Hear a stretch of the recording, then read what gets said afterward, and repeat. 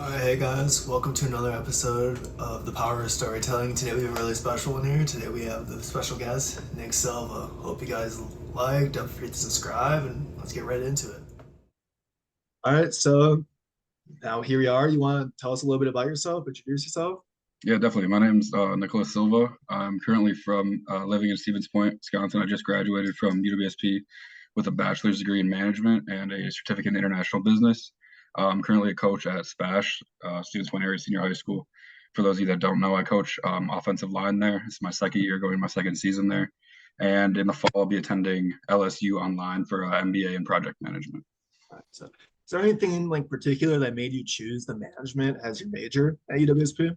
Yeah, so I think management for me overall is just kind of the best thing in business that I wanted to do because you can transfer it to so many different fields and industries. So management is going to be pretty universal, especially in the sports world, which I'm trying to get into. And my dream job is to be like a general manager in the NFL. So I think just getting all those key management principles and learning how to do all those different things is really what drove me to pick that. Yeah, so how, and you also said you got a certificate in international marketing, International business, yeah. international business. Oh, what made you do that one as well? I've always been pretty interested in like abroad. I was actually thinking about studying abroad, but ended up not doing it. So really just think that if I can gain a world perspective, I love different cultures, different foods and experiencing stuff like that. So I think just expanding outside my knowledge in the United States is overall just going to make me more well-rounded as a candidate. Okay. Yeah, very good point. Good point.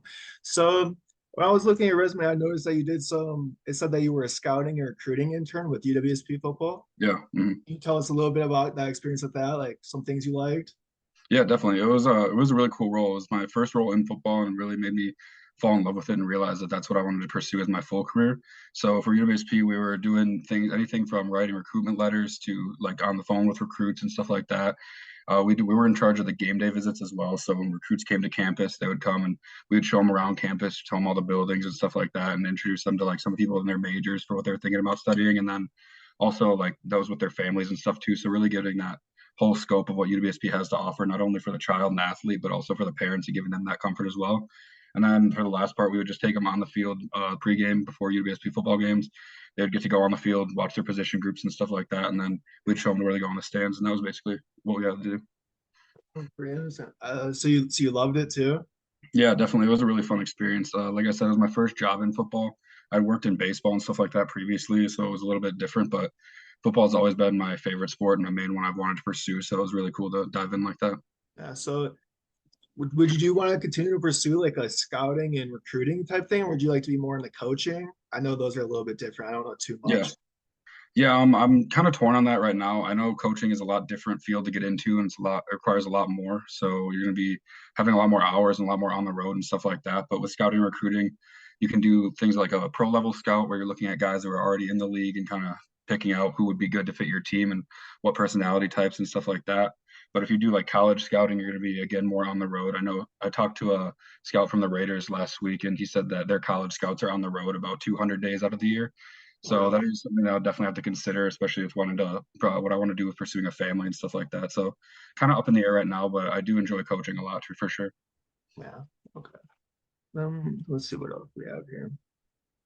So you want to tell us, from what I understand, you're the first generation college student, aren't you? Yeah, Correct. definitely. Yep. Yeah. So is that like how has that impacted you and kind of like the trajectory of your career?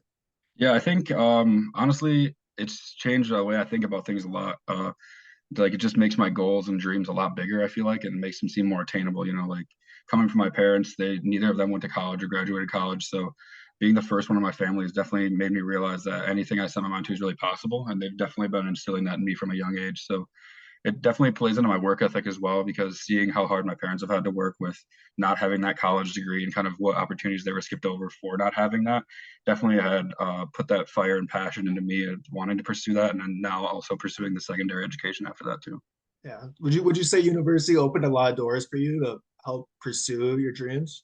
Yeah, definitely. I think UWSP, actually originally I didn't want to go to UWSP. I was after high school when we graduated, I wanted to go to Whitewater just because I knew they were like the more touted business school and I thought they would have more to offer. But I realized that college isn't cheap at all. So UWSP was definitely made more sense and staying home saved a lot of money. So I think it did open a lot of doors for me and really gave me a lot of opportunities to help myself and really see what was out there. And I think that's one major thing that I learned is the opportunities are all going to be out there, just kind of what you do with them and how you pursue them. And I think UWSP did a lot for me in that way.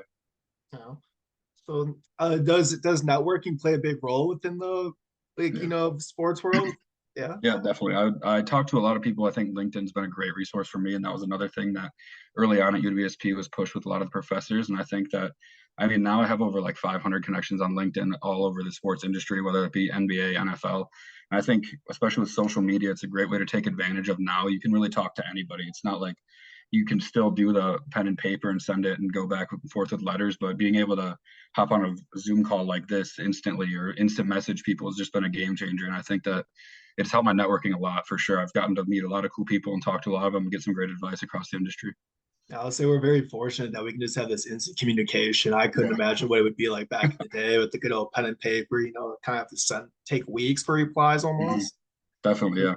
Couldn't imagine that. So what have been like some like what have you learned like that you'd want to give advice to people that are pursuing similar roles as you, like coaching, scouting? Like what would be some advice you'd give them?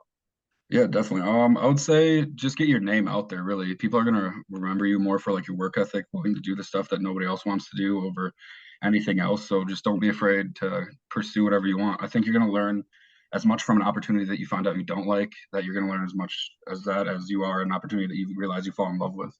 I think that was the main thing that I had to go through is just finding out exactly what I wanted to do, and that can take many different roles. So that can I would say just stay persistent. You're not going to make like a lot of ton of money right away in the beginning, but if you can stick with it and be persistent and work your way up that ladder, I think it'll pay off in dividends in the end for sure.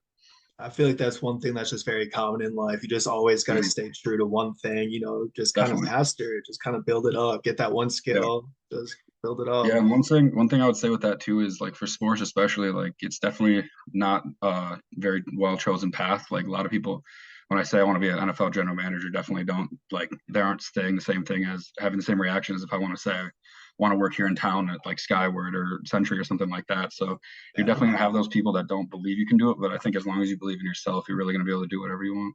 Oh yeah. I feel like that's how it is for a lot of things. That was very well put. Um, so I want to talk a little bit more, I guess, about your coaching experience because I can see how Mhm. management would play into that. You're kind of in charge of a team and you're kind of trying to guide them in a certain direction. Like, Yeah. so what have been some things you learned like about like guiding teams in those roles?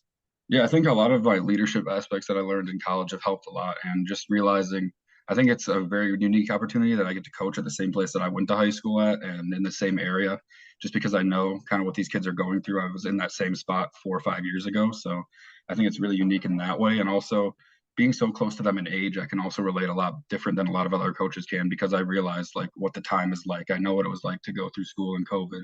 I know what it was like to have all these experiences that have happened in the last couple of years. So I think using that to my advantage in the best way possible has been a big help. And I think overall, just learning different people's personalities and how they work together is one thing that I really like from the management aspect as well. Just kind of putting those puzzle pieces together and seeing what will work to the best of its ability.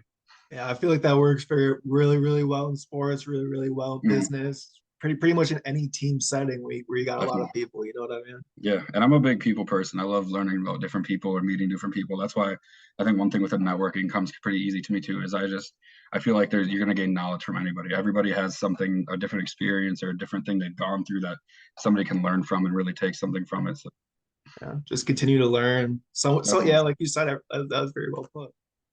So you're going to, I believe you said LSU online, right? yeah. Hmm. So what are you going for in that? There'll be a project management degree in MBA. You looking forward to that?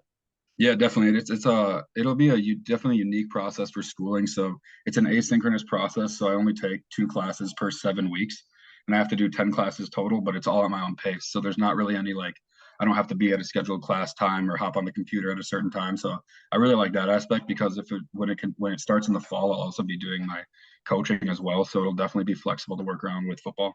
Okay, so then that will it take 2 years to complete for that? Oh, that'll be just 1 year. I think you can do it as short as 10 months, but it's really at your own pace. If you can take up to 2 classes per 7 weeks or 1 class per 7 weeks. So I think I'm just going to kind of feel it out and see how it goes and determine what my course load will be after that. Yeah. All right. Okay, so let's see. Here we go. Okay, so what would you give advice to someone that isn't really sure, like, about what they want to do in college that's going into college? Let's say incoming freshman next year. Is there any advice you'd have for them? Yeah, definitely. I would say, it sounds very cliche, but follow your heart. Stay true to what you want to do. I think one thing that's big about college right now is you go in with so many things that you think are you have to do or you're supposed to do. And college is really an experience that everybody can take on their own, and it's very unique to everybody else. I don't think you have to feel pressured to like party or like skip classes or do anything like that or go out on the weekends. You just have to stay true to what you want to do and really just follow your dreams. Don't feel like your entire family's accountants. You have to be an accountant or anything like that. So just follow your heart and stay true to really what you want to do. I think that would be my best advice. Very well put. I feel like it's really easy to just stick with the crowd, try to Mhm. follow someone else's dream that might not even be yours, just won't be Definitely. satisfied for Yeah, yourself. and especially in high school too, I think a lot of people don't even realize they're doing it. Like I definitely felt that way after high school. I like me and my friends, we all did the same thing. I mean, you're in the same like friend group. We all did like the same kind of things. We're into the same kind of stuff, and then Yeah. randomly you're just like, and when you start college, you all go different places, different spots, and you're kind of like on your own. And it can be like definitely a shock at first, but once you realize that and realize you get to really think about what you want to do and think for yourself and not like just be caught up in what the group is doing. So I think that can be a blessing and a curse. Definitely, it's definitely something that people can struggle with at first, but once you can get through that and realize like, hey, the world is really open to whatever you want to do, and it's really gonna be what the most you make of it. It's the individuality. And maybe it's Mhm. something with social media or something, but once you graduate high school, you kind of realize that you are going to be on your Yeah, own, definitely. hmm one For sure. person that you're always going to have. I guess one more thing I'll ask is that I saw that you were also a business development intern with, I believe, was it the Woodchucks?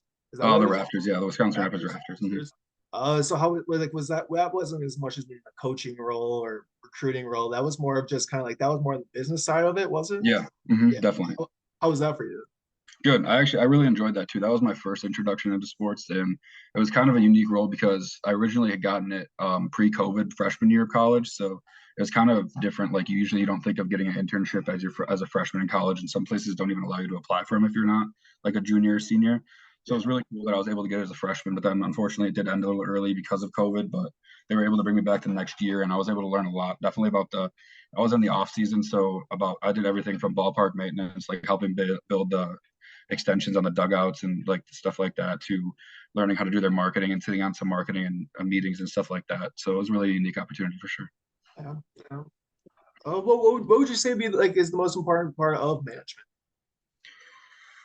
Most important part of management, I would say definitely leadership. I think you have to be a leader that people are going to want to follow, somebody that people are going to want to listen to and feel comfortable trusting in, and not somebody that's going to be like overbearing or pushing too much or asking for too much. You have to really kind of grasp what your group is able to do and then work it to their best of abilities. You don't want to change people as much as you want to change yourself and your management styles, I think. Yeah, that's one thing I feel like it's commonly confused is the difference between management and leadership. I kind of Mhm. learned that in one of my classes, and when you really start to think about it, like a leader will help like motivate people to Yeah, get more accomplished, and management's kind of just like looking over. I yeah, feel definitely. yeah. So let's see. Is there anything else like you'd like to promote? Um, no, not really. No, not right now. I don't really have anything else going on, just a lot of coaching and stuff like that. But for anybody out there listening, feel free to connect with me on LinkedIn. I love talking more, making new network connections. And if you have any questions or anything that you feel that you want to talk to me about, please feel free to reach out. All right. I'm gonna edit it back a little bit, so it's gonna get cut out as well. So I'm like, okay, do you have any memorable stories from reaching out to people throughout LinkedIn? Like, do you have anyone that sticks out like throughout your entire history of networking? Like, is there any memorable stories? I would say one of the cooler ones was I talked to a coach from the Philadelphia Eagles, and at the time that I messaged him was right before their playoff run, and he ended up getting back to me like a week before the Super Bowl, and they were about to play in it. So that was pretty cool because like just realizing I'm talking to a coach that's going to be on the sideline in this year's Super Bowl. Like when I'm watching this on TV, he's on that sideline. Like Yeah, obviously they didn't come out winning, but I think that was really unique because it just puts into perspective of like I said, who you can reach and how you can reach them, and it's so simple through the phone nowadays. Like this guy was, I was messaging him 4 days before he was set to like coach in his first Super Bowl. So I think that would probably be my best story. that's pretty awesome. Has there been anything that sticks out as like just things that your elders, people you've networked with, that have taught you through networking that's been like super important, like stuck with you? Yeah, I'd say going back to like learning from opportunities that you don't like. I think a lot of us, when we get in a job or anything, like even if it's something like fast food, I worked a lot of fast food jobs back in the day, and just learning like what you'd like and don't like in those is going to be very valuable, considering like even just if you didn't like your boss, like how their management style was, taking that and applying that to what you're doing in the future when you're a manager of a team, and kind of why you remember that and why you didn't like that and how you made you feel, and then being able to reflect the better of that onto your employees or your team as well. I think that's definitely one thing that has been pretty echoed across my networking, is just learning from your experiences and learning from different people, and then applying that and how you can apply it. Yeah, 100% agree. And let's see. I think is there anything else you'd like to talk about? Any more advice? Anything else? Um, no, I think just stick to the same tune. Just follow your hearts, do what you're passionate about, whether it be sports or music, theater, anything like that. If you really have a passion for it and feel like you can go far in it, then don't worry about what anybody else on the outside says. Just trust yourself and always bet on yourself. Yeah, I couldn't put it any better myself. So I think that'll be it for today's podcast, and I would just like to say thank you for joining Yeah, us. absolutely. Thank you for having me, and thank you for building up this platform. Like I said, it's going to be very helpful to a lot of different people, and I think it's really unique hearing different people's experiences and stuff like that. So, Are you free to people who are watching this reaching out to you? yeah, absolutely, absolutely. So we're gonna have his social media links in the bio below. So feel free to reach out, and that'll be it.